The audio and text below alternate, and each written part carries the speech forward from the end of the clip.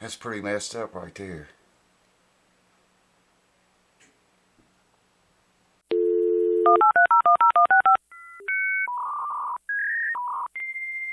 What say, YouTube addictive junkies? What say? Nice to see you guys back here again.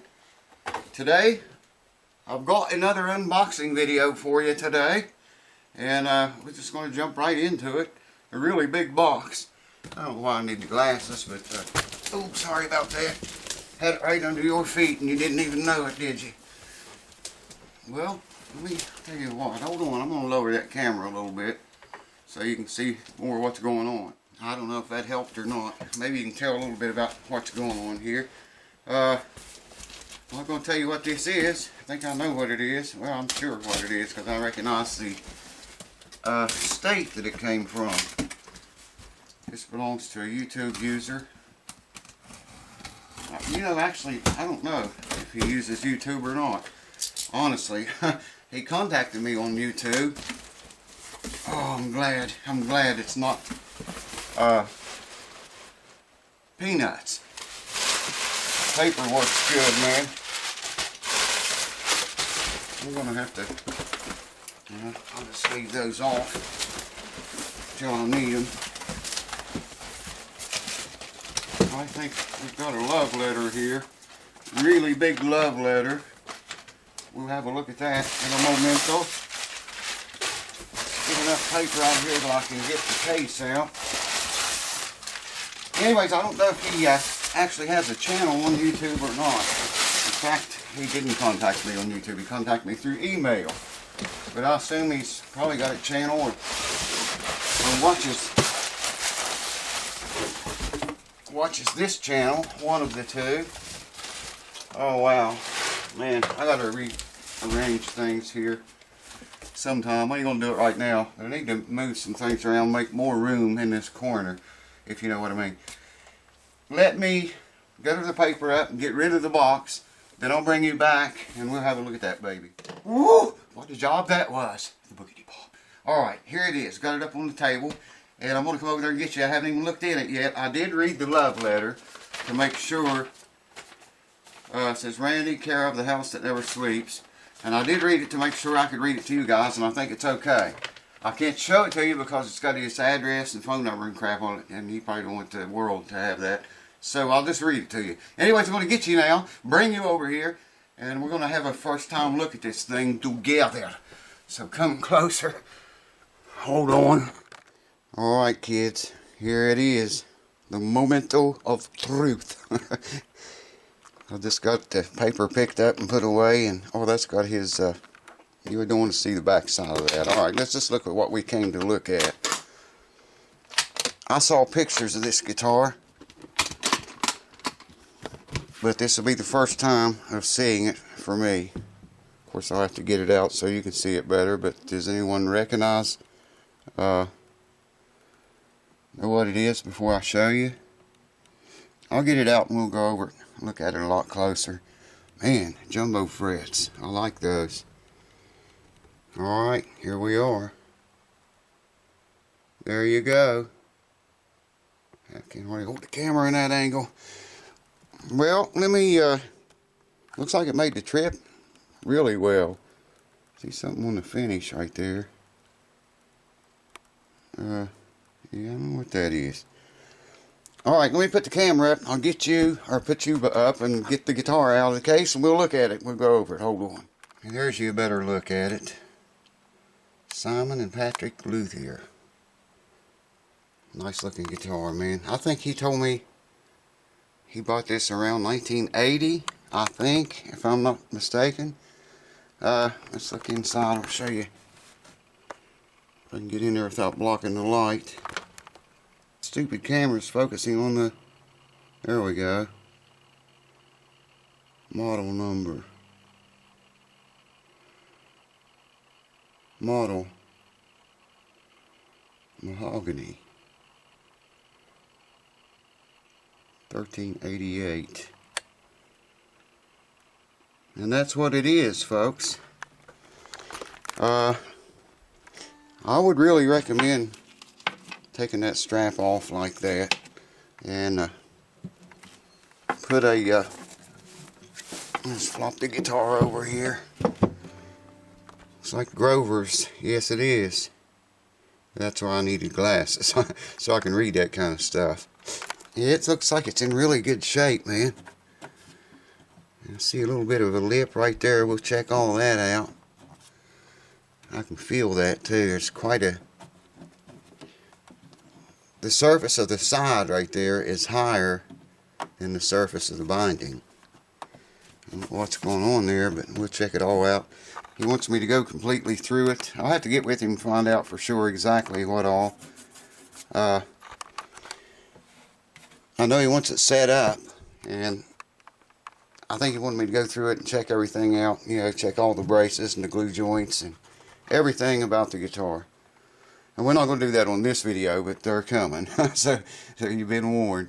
That's a beautiful axe, man. Really nice. Beauty of a guitar. I was just admiring those jumbo frets, man. Look at that. I love those. I always like playing on jumbo frets. I wanted to look and see too what kind of shape they're in. They look pretty good. There's the nut, first, second, third. Usually right in here is where you start to see. Right in here is where you start to see the most wear.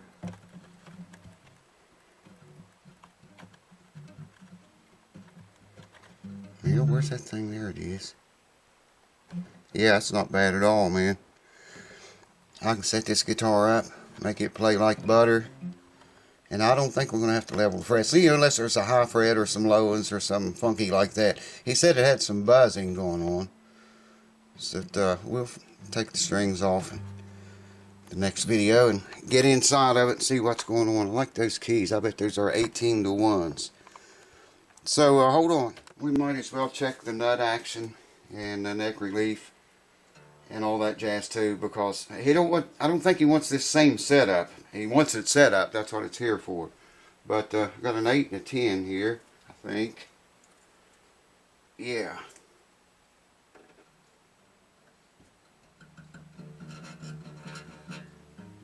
That's what it is. 18 thousandths. Exactly.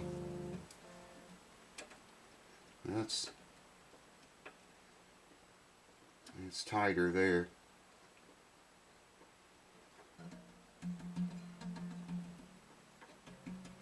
And it's probably closer to 16 on that end. Okay. Let's check ourselves some relief. Yeah, I'm not going to write this stuff down because I'm going to set the guitar up totally different from what it is right now. I could actually go down with that nut action quite a lot. And where the truss rod, how far? Okay, truss rod comes down to about right there. It's got one of those braces across here. You got to reach through it to adjust it. So I'm going to note, what is that? 14, 15, 16, 17th fret.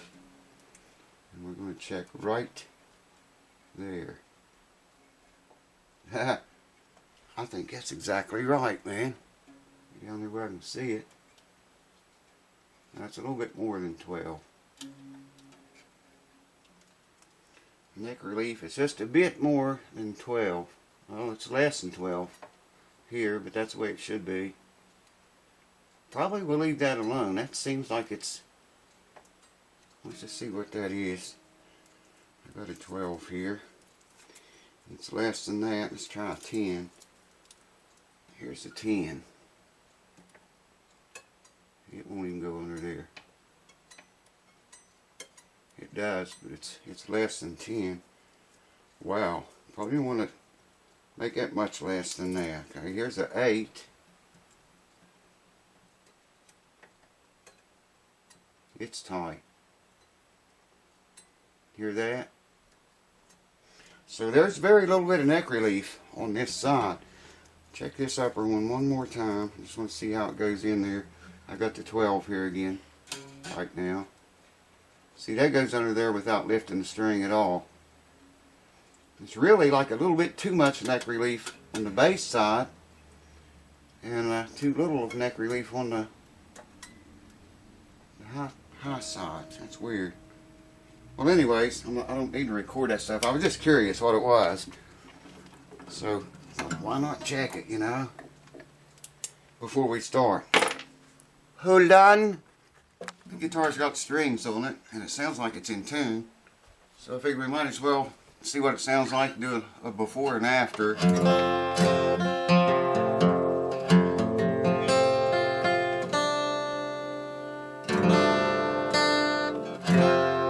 Wow.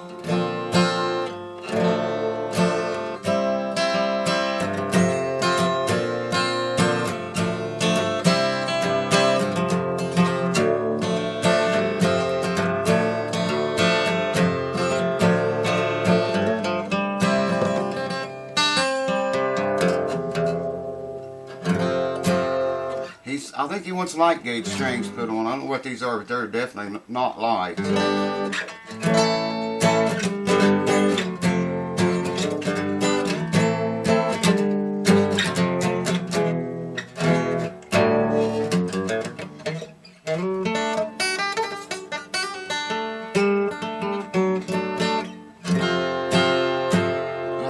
sounds like it's lower than standard tuning.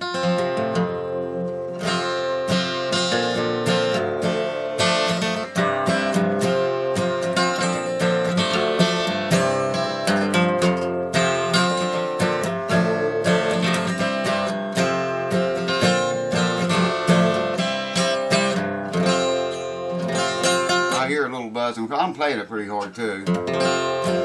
Yeah, man, just a beautiful guitar it is. Show it to you under this light.